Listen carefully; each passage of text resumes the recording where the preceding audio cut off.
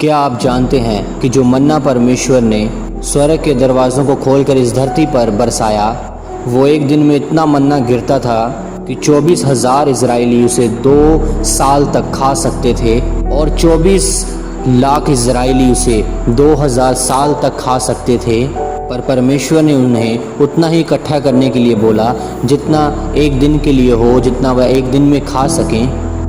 इजरायलियों को हर रोज़ 4500 टन मन्ने की ज़रूरत होती थी और अगर हर रोज़ उन्होंने 4500 टन मन्ना इकट्ठा किया तो 40 सालों में उन्होंने 6 करोड़ और 57 लाख टन मन्ना इकट्ठा किया और जो परमेश्वर ने उनके लिए स्वर्ग से बरसाया था।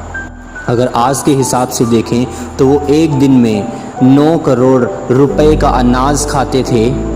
40 साल में उन्होंने 1,29,600 करोड़ का मन्ना खाया था जो परमेश्वर ने उनके लिए स्वर्ग से बरसाया।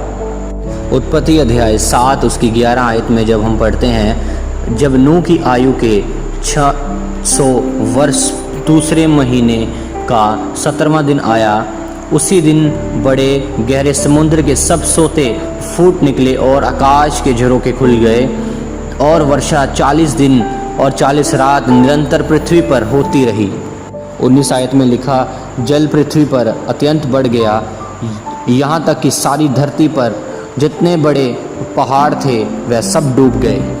बाइबल बताती है कि जब स्वर्ग के दरवाजे खुलते हैं तो बहुत सी जो भी चीज़ें उसमें से आती हैं वो बहुत ही भारी मात्रा में आती हैं। मलाकी अध्याय 3 उसके 10 आयत में परमेश्वर ने कहा, सारे दशमांश भंडार में ले आओ कि मेरे भवन में भोजन वस्तु रहे। और सेनाओं का यहोवा यह कहता है कि ऐसा करके मुझे परखो कि मैं आकाश के झरोखे तुम्हारे लिए खोल कर तुम्हारे ऊपर अपरंपार आशीषों की वर्षा करता हूँ कि नहीं।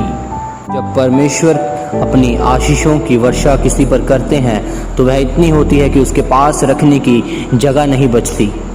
स्वर्गदूत खाना खाते हैं, हम भी स्वर्गीय खाना खाएंगे परमेश्वर के साथ उस मेज पर यह तभी होगा जब हम स्वर्ग जाएंगे। और स्वर्ग जाने का रास्ता सिर्फ एक ही है, वो है प्रभु यीशु मसीह। और अगर आपने प्रभु यीशु मसीह को अपना उद्धारकर्ता ग्रहण नहीं किया तो आप स्वर्ग नहीं जा सकते और फिर आप नरक में जाएंगे और वहाँ पर कोई खाना नहीं होगा। वहाँ हमेशा के लिए दांतों का पीसना होगा और रोना होगा और आप तड़पते रहेंगे। और अब आपको फैसला करना है कि आप कहाँ जाना है। परमेश्वर के गहरे भेदों की वीडियोस को देखने के लिए हमारे इस चैनल को सब्सक्राइब